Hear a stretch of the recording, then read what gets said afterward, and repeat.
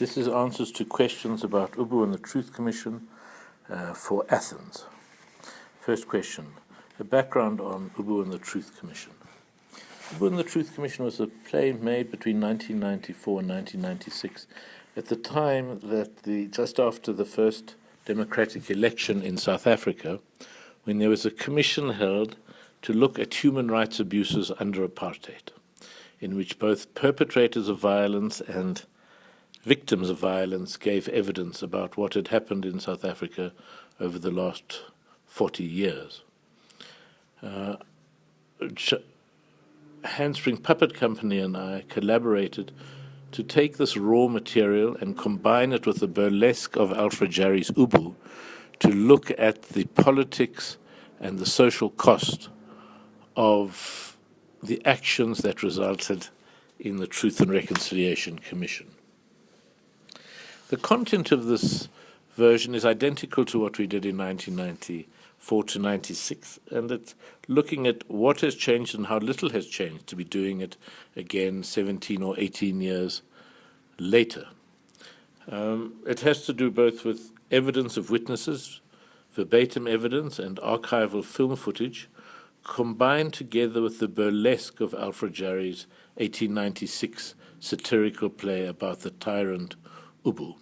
And what we found when we put the pieces together was that the closer the grotesque, burlesque, and absurdity of Alfred Jarry came to the sober, archival documentary material from the Truth Commission, the more you heard the evidence and the more one saw the violence.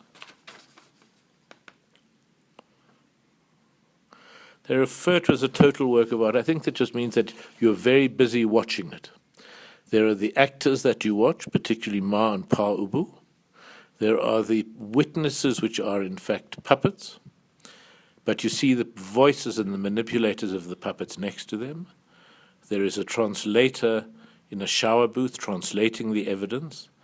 And above them all on a screen are different things. Sometimes what people are seeing, sometimes what people are thinking, sometimes the evidence itself, archival footage of what happened in South Africa over the years. And the idea is that you allow your eye and your ear to wander and make its own sense of this overabundance of material. How is the political situation in South Africa? In South Africa, I would say we have two futures unfolding at the same time. A pessimistic one that has to do with corruption and promises not kept and greed of a new elite.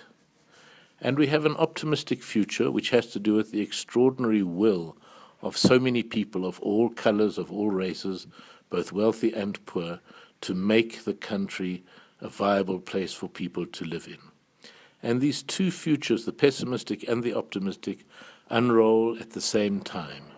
It's not to say everything will be fine, or to say that it will be a disaster, but will be an ongoing combination of triumphs and laments. Director or visual artist? Visual artist. Even as a director, I'm thinking as a visual artist and try to use the strategies of the visual arts to think about theatre. If I had to think of myself as a director, I would send myself back to theatre school.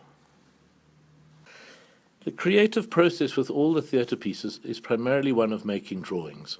Drawings that are going to be used in the projection, but drawings, while making these drawings for projection, allowing the different associations of ideas to come together that in the end will form the world of the production, not just of the projections in the production, but of the whole dramaturgy of the approach towards it.